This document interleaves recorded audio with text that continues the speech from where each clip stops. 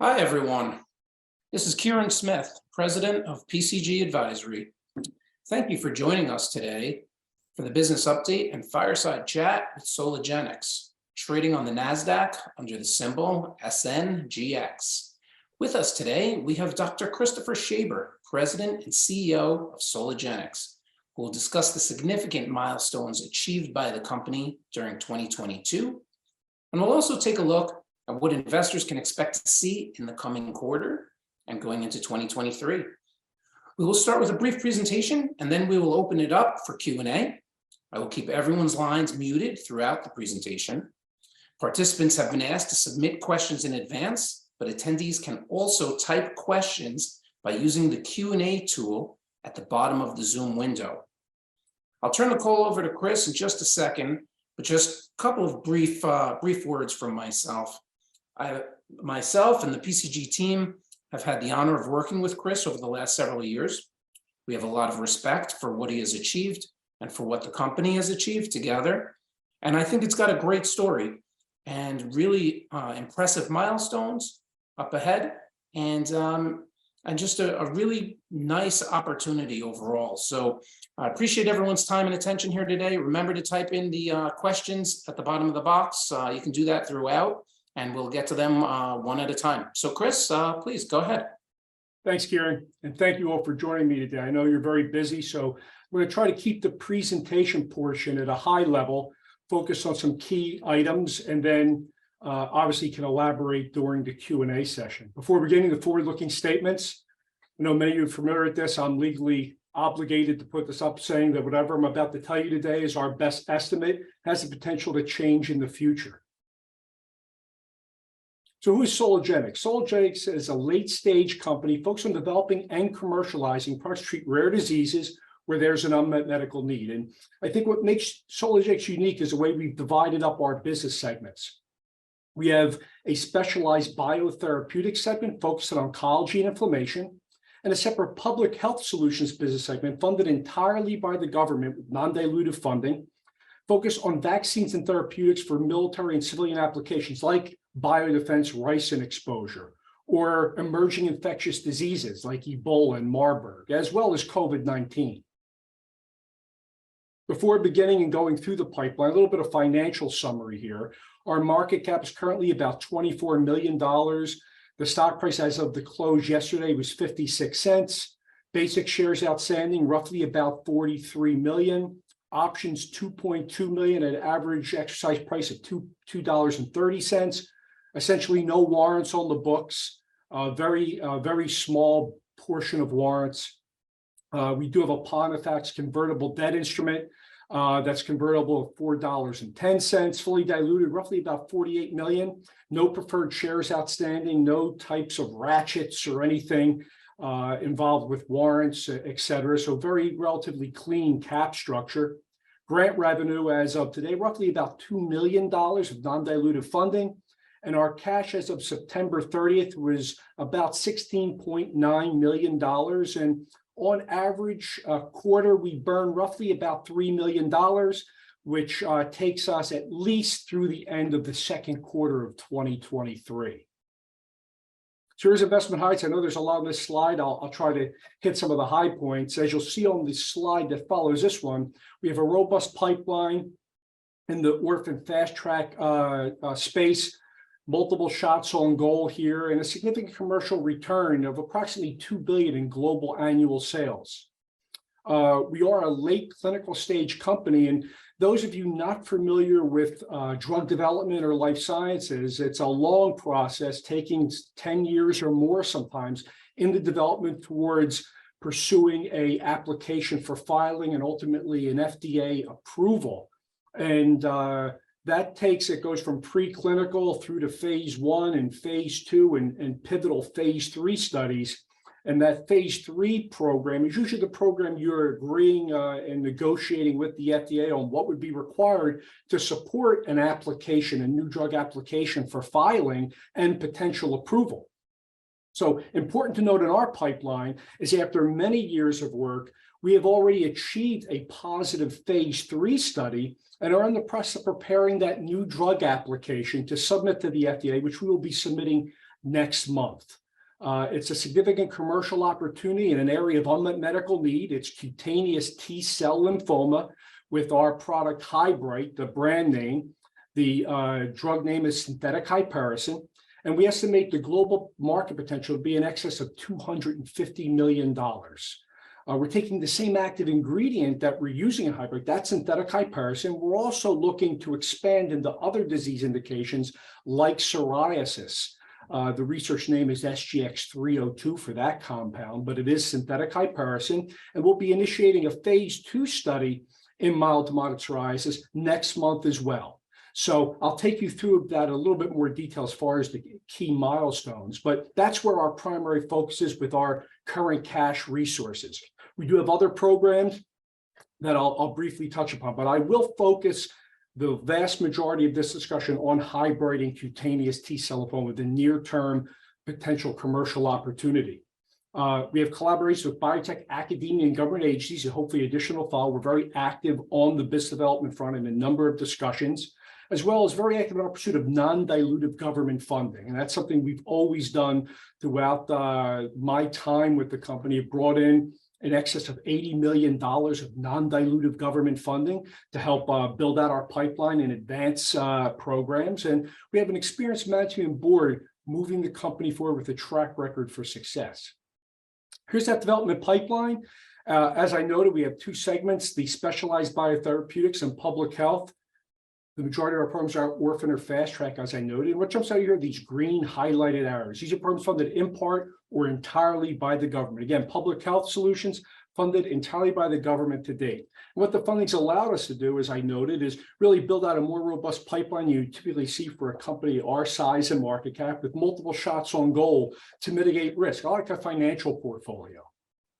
This is a very important slide. These are the potential value drivers. The green boxes are those we've achieved. The blue boxes are preclinical or clinical data reads, and the orange boxes are regulatory activities. So quite a bit of activity throughout 2022 going into 2023. I'll focus above the dotted line, which is the specialized biotherapeutics in our lead program, Hybrite, where our phase 3 study was already published in a very well-regarded journal, JAMA Dermatology. As I noted, we're looking to file our new drug application for potential marketing authorization with the U.S. Food and Drug Administration, or FDA, next month. And if all goes according to plan, we are looking at potential approval in the second half of next year. And from there, we are looking to commercialize and launch in the first quarter of 2024. SGX 302 is that psoriasis program. We already had our IND and clinical protocol cleared through the FDA. We'll be initiating that phase 2 study next month as well. And we expect clinical data here in the second half of next year. Below the dotted line is our public health. And as you see, quite a bit of activity here, most notably, we were recently, and this is in a press release we put out, invited by the Biomedical Advanced Research and Development Authority, or BARDA, to submit a full contract for our Ebola and Marburg virus. These contracts have the potential, if awarded, to be tens of billions of dollars. Again, this invitation to submit a contract proposal is not a guarantee, but we are pretty confident in the data we generated to date. And if all goes according to plan there, we can have a potential award, contract award, sometime in mid-year next year. So quite a bit of activity across our pipeline and potential value drivers, especially with the phase 2 study in psoriasis and the NDA filing with Hybrite and CTCL. Here's the total addressable global market potential. I won't go into any great detail here. I'll only say that we remain very opportunistic on the business development front, but also realize a number of these areas are tailor-made for a small company like Soligenix to commercialize. Obviously, in the public health solutions segment, in an area like a rice and toxin vaccine, Ebola, where your customer is essentially the US government, commercialization is pretty straightforward there. But even in an area like cutaneous T-cell lymphoma, a rare disease, highly specialized, a very focused patient group where you don't need a large commercial unit to really move this forward effectively. And that's where our focus is in the US. Here's our management team and board of directors. To the left, our management team. all spent our many years building and growing biotech companies, complemented by a strong board of directors to the right with deep experience in business, finance, drug development. Most notably on our board, Dr. Jerry Zeldis, who spent many years as the Chief Medical Officer for Celgene Corporation before retiring, and Miss Diane Parks, many years commercializing predominantly in the rare disease setting. So quite a bit of experience on our board of directors as well. I'll now jump into our specialized biotherapeutics and really a focus here on our lead program, Hybrite in cutaneous T-cell lymphoma. So first, what is cutaneous T-cell lymphoma? It's a rare class of non-Hodgkin lymphoma in which malignant T-cells migrate to the skin surface, form patches, lesions, or in its most severe form, tumors. And I apologize up front for that disturbing middle picture in this diagram. As you would imagine, you don't want to progress to later stage disease, which is that picture is, that's Sézary syndrome. You want to try to keep your disease in early stage, which is that picture at the upper right-hand corner, known as mycosis fungoides. The good thing is that the vast majority of the patient population is early stage disease. That's where our focus is with Hybrite. This is a population of roughly about 40,000 non-Hodgkin lymphoma patients worldwide, and there's currently no cure. And that's very important to remember because our therapy isn't a cure. You treat the lesions, they go away, they come back again, the same location, different locations. So what you're trying to do is really treat, manage the cancerous lesions, keep them in the early stages of disease without advancing to the late stage where your prognosis for survival is not very good there. It is a very good market opportunity, especially for a company our size, 250 million total addressable global market. In the US, we're estimating peak annual net sales in excess of 90 million. And of important note, there's currently no approved first-line therapy for early stage CTCL. That's where our focus is with Hybrite. That's where the majority of patients are. It's an area of unmet medical need. So the FDA has not only given us orphan drug, but fast track designation here. We look to treat with Hybrite, which is a topical drug. That's a topical synthetic hypericin ointment that's applied to the cancerous lesions, activated with safe, visible fluorescent or LED light to shrink the malignant T cells. And the diagram is up top, I think gives you a nice visual since it's such a direct response using a topical agent and then activating with visible light. With our data, as I'll show in the slide that follows this one, we were able to demonstrate in our phase 3 study that was negotiated with the FDA, a rapid and statistically significant response in as early as 6 weeks of treatment. And that response rate continued to increase with 12 weeks of treatment out to 18 weeks of treatment, where the majority of early stage therapies require a much longer period to show a statistically significant response. We did not. Also, we had equal efficacy in both surface patches and deeper plaque lesions, similar to psoriasis. And that is very important because a lot of the early stage therapies, especially phototherapies, ultraviolet B, ultraviolet A light, work well in patches, but not very well in the deeper plaque lesions. So we really have a differentiator here in those deeper plaques. And a big key differentiator is the safety of our therapy. Our drug is safe. It is not mutagenic.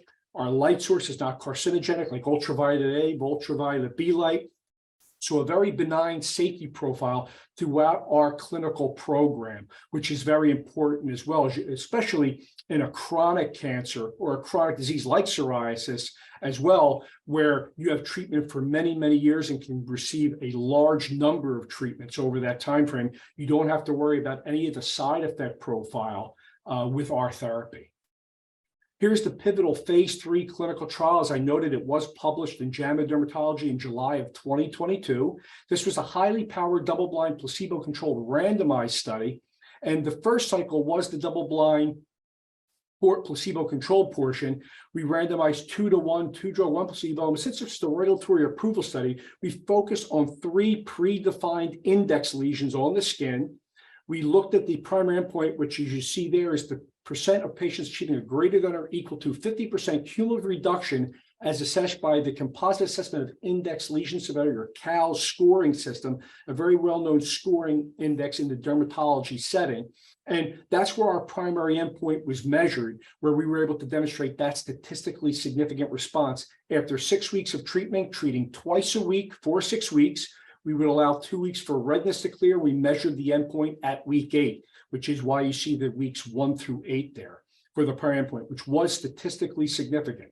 We then allowed patients to cross over and get their 3 index lesions treated with drugs. So the placebo were able to cross over, get the drug therapy as well in cycle 2, which was another 6 weeks of treatment, or 12 weeks, which then we measured at 16 weeks for there. And as you can see, the response rate continued to increase. And then the p-values got highly significant here. P of less than 0.0001, can't get much more significant than that.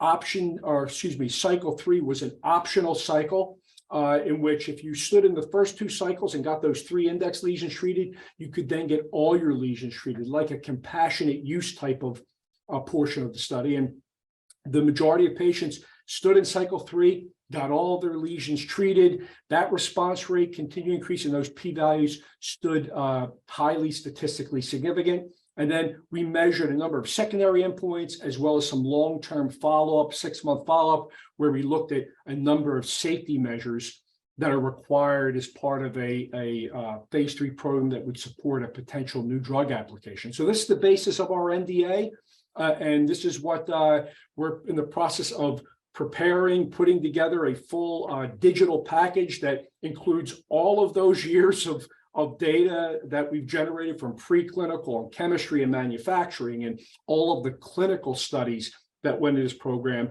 into one application that will be submitted to the FDA next month. So a good question is, how does Hybrite fit into the treatment paradigm in CTCL? So I think this is a nice visual that I'd like to review with you briefly. So here, typically the patient that starts to develop a rash on their skin will go to their dermatologist and say, I have this rash, and the dermatologist will typically respond by giving them some topical steroids, saying, use this for a month, 6 weeks, and then come back and let's check it out.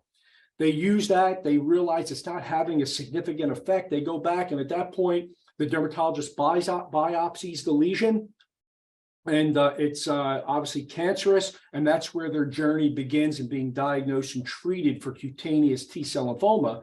And then they go to one of the centers of excellence, right? The centers that everyone knows, the University of Pennsylvania's, the Memorial Sloan Kettering's, the MD Anderson, Stanford's, all of the key oncology centers throughout the country.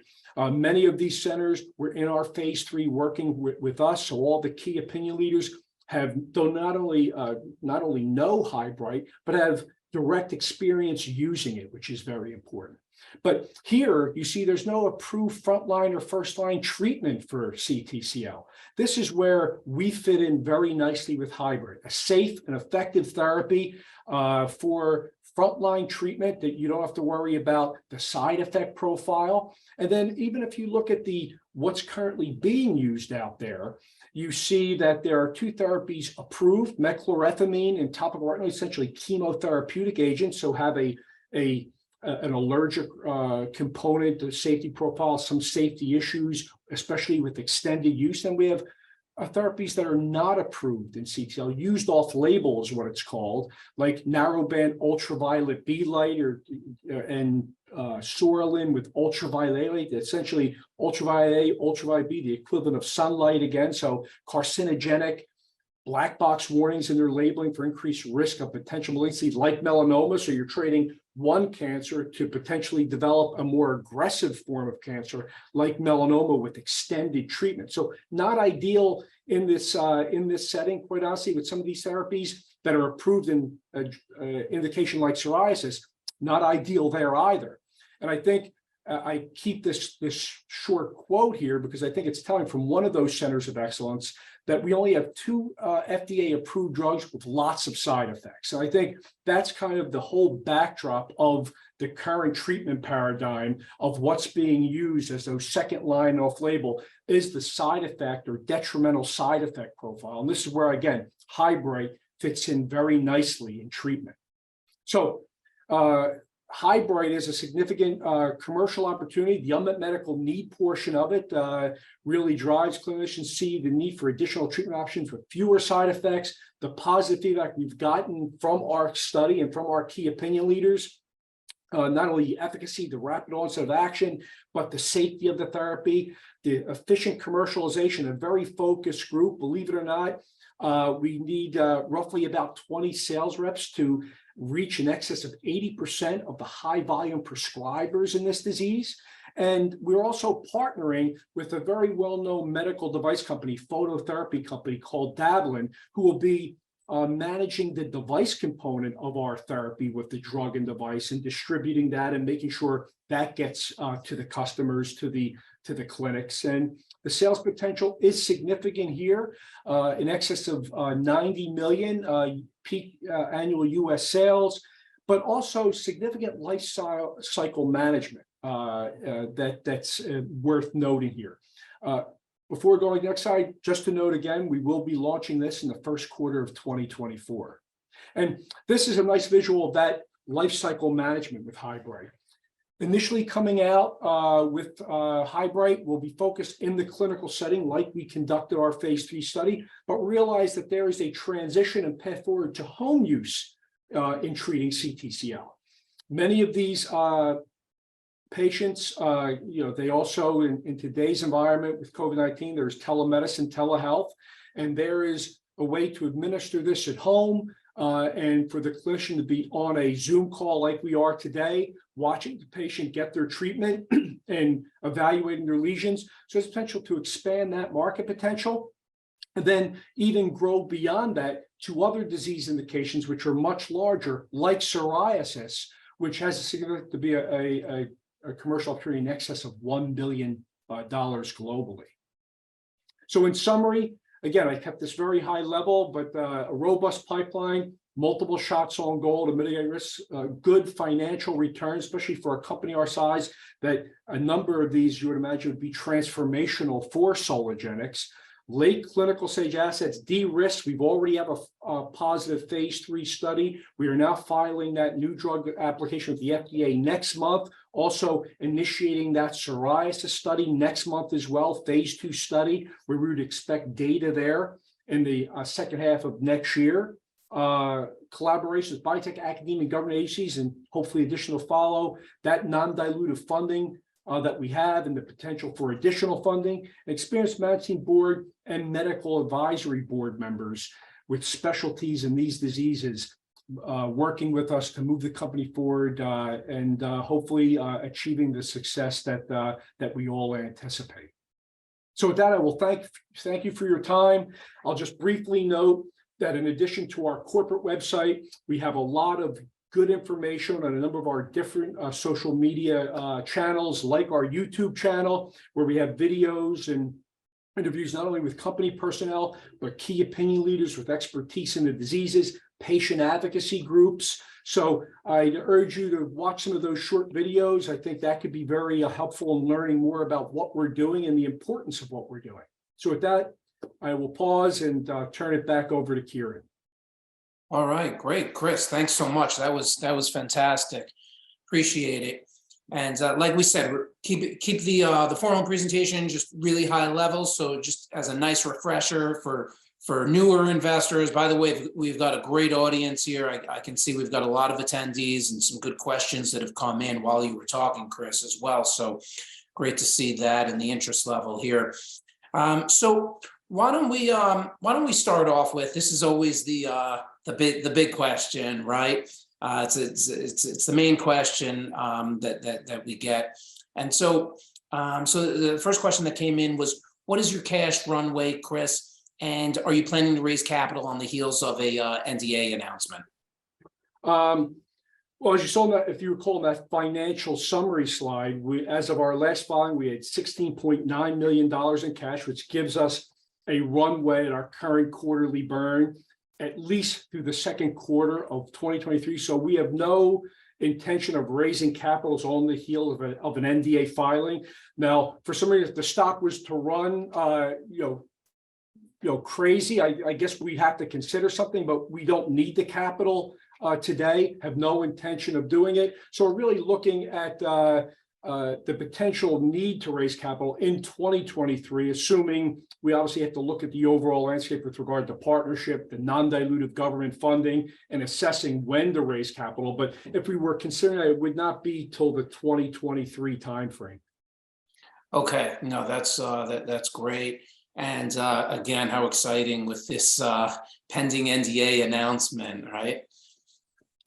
Okay, good. Next question I see that's come in. It says, can you highlight the key differentiators between Hybrite and the current CTL treatments? And I enjoyed that quote that you said there, right? That there are really only 2 other treatments out there, and with terrible side effects, it sounds like, or some side effects. But yeah, if you wouldn't mind, elaborating a little bit on the differentiators.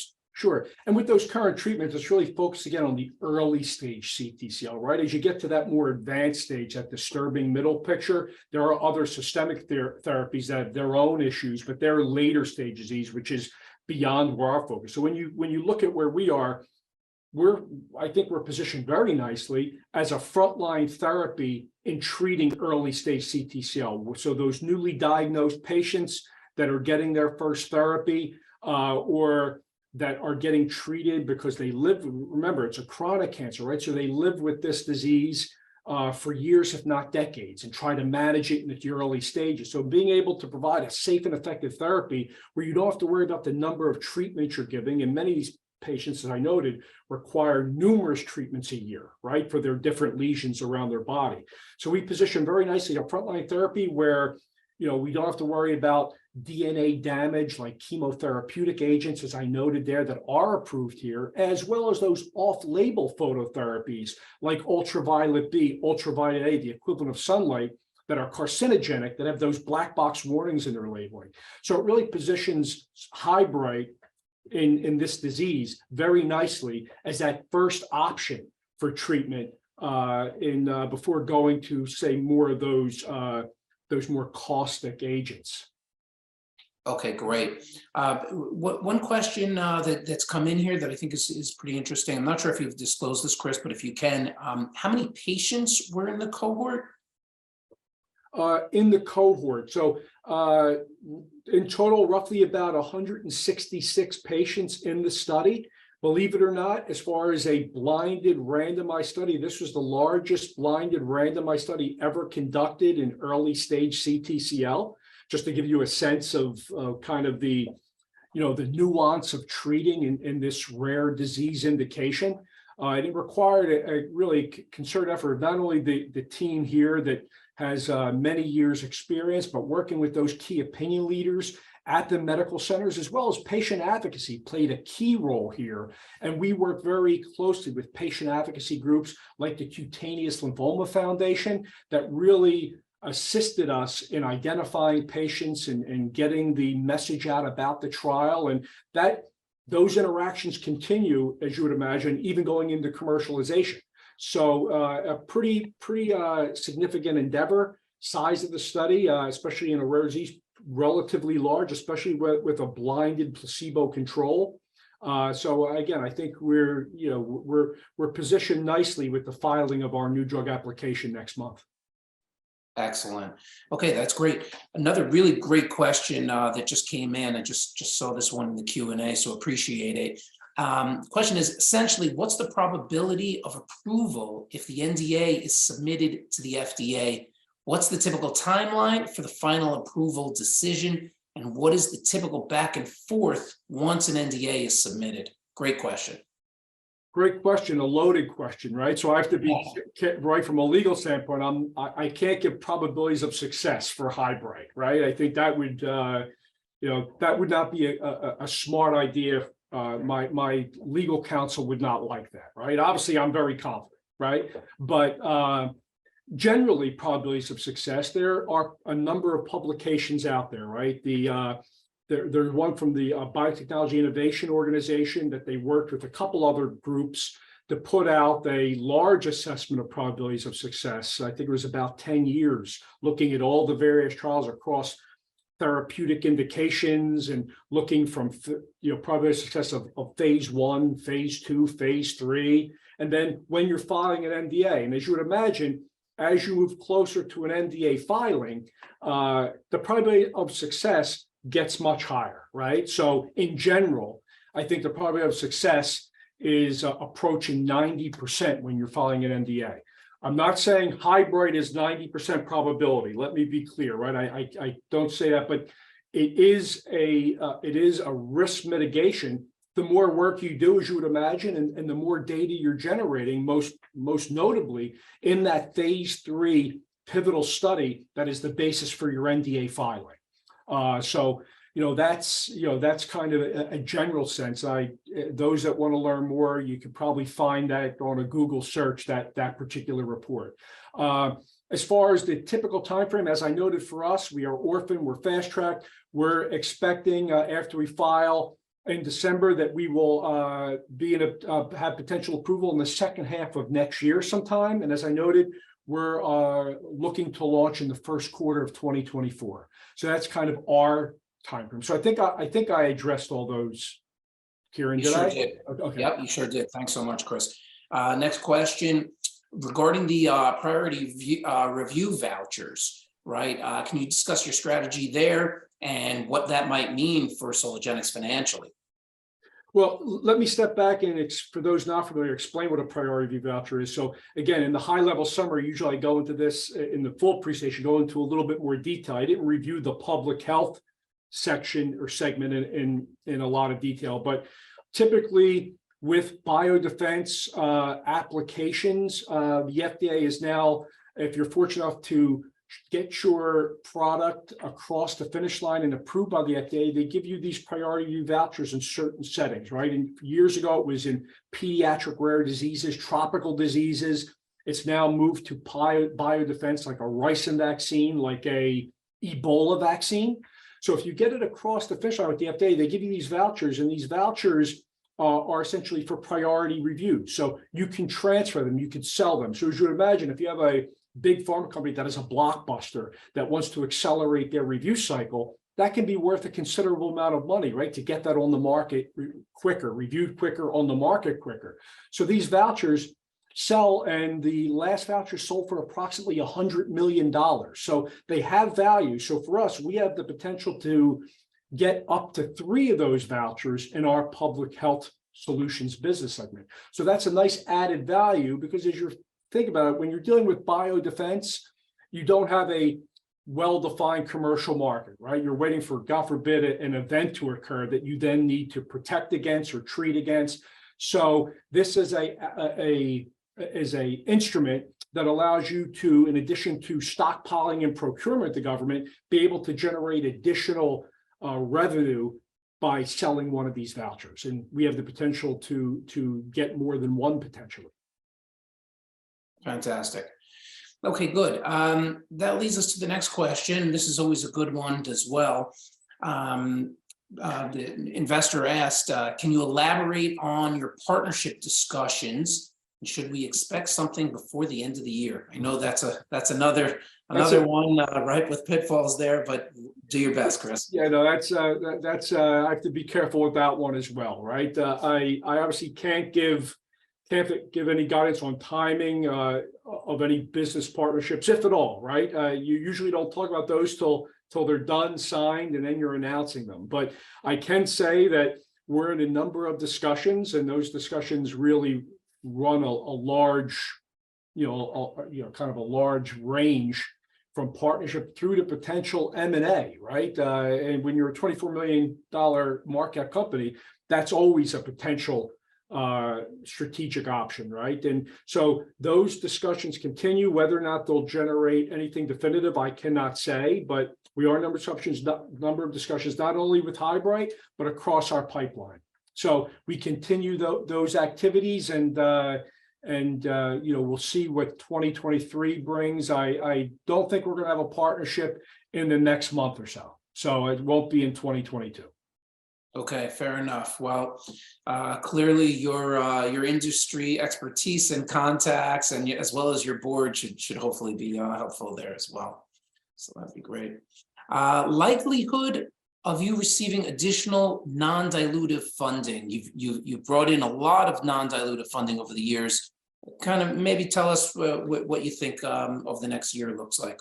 I mean, there again, we can't make any definitive statements about funding or the amount of funding. It's not till you get that award, that grant or contract award in hand. But we have had a level of success for a number of years in bringing that non-dilutive funding. We recently announced that Hybrite received a small FDA orphan grant award of $2.6 million to look at Hybrite and CTCL in an expanded way. It was under an investigated initiated study where they would look at extended treatment of Hybrite beyond the phase 3 study, and even the potential for its transition to a home use setting.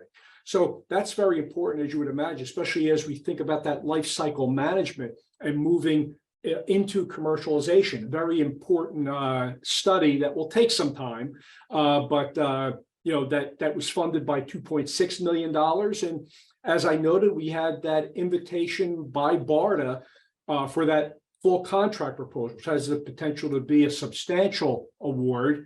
Not that it's a guarantee, but if that were to come to fruition, we would expect something there and knowing there probably in the mid-year next year. But we do file a number of these applications, grants, and contracts, and look at various ways to bring in non-dilutive funding to fund the pipeline and move programs forward. Okay, great. A couple of more kind of just quick questions around the actual technology that have come through, some of which you may be able to answer. Any idea of what drives the cancerous cells to the skin surface? That's question one. Two would be, how significant is the thickness of the ointment application? And that ties into, does the light device make launching Hybrite more difficult? So three-part. It's the mechanism there. It's a lot like psoriasis.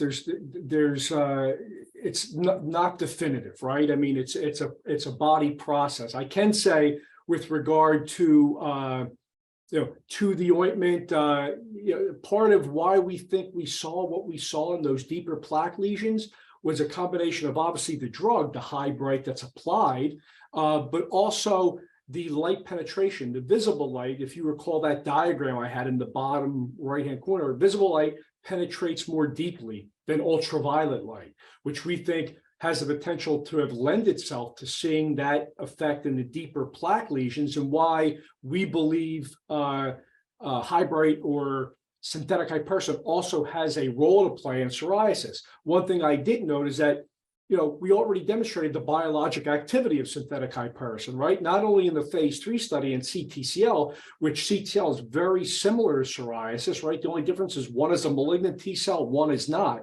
But also, we had done a small phase 1/2 proof of concept study in psoriasis where we saw a good effect. So we're not going into the phase 2 study that we'll be doing in psoriasis necessarily blind. We have an understanding. It's just what is the optimal dose treatment regimen in psoriasis. It may not be exactly the same in that patient population. We may need even to consider a modification of the formulation in that larger patient population, right? So those are all things that you typically are looking to gain an understanding of in those phase 2A studies, which we'll be doing. But again, the ointment in the phase 3 showed very good effect. As you would imagine, it is a little bit to the point. I think it is a little bit thicker because you want to make sure that you're keeping it to those lesions, and it's not, if it was like a liquid, right, it would run on other portions of the skin and be a little bit more difficult to handle. So you want to make sure it is like a little bit of a thicker ointment that can stay on the lesions and be absorbed before activating it with the visible light. Great.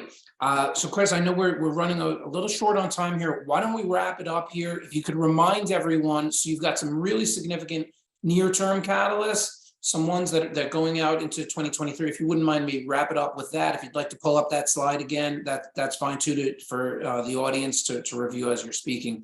And then maybe the key differences for Soligenix as well compared to other biotech companies? Sure. So let me see if I can get that slide up there. So again, this is the slide that I showed during the discussion, and just to give you a sense of the key milestones. And let's focus beyond the green on what's coming up. We're filing that new drug application next month, which is the culmination of those 10 years of development, excess of 10 years of development in that filing, looking, if all goes according to plan, to have a potential approval in the second half of next year. We'll be initiating the phase 2A study with SGX-32, or that synthetic hypericin, in psoriasis next month as well. Would expect having some high-level data, clinical results there in the second half of next year. And then with our public health solutions, a number of data readouts that continue to support these programs. Some preclinical data, as you see, coming before the end of this year with our ricin vaccine, and then moving into 2023 as well. Some key milestones, most notably, especially in our Suvax, Marvax vaccines for Ebola and Marburg, filing that full contract proposal before the end of the year, and expecting feedback from BARDA about potential award mid-year next year. So quite a bit of catalyst, quite a bit of activity, as you would imagine, especially with an NDA filing, the potential to be transformational for the company, especially when you're sitting today with a $24 million market cap. Very good. Chris, I want to thank you again. You've got a really exciting story.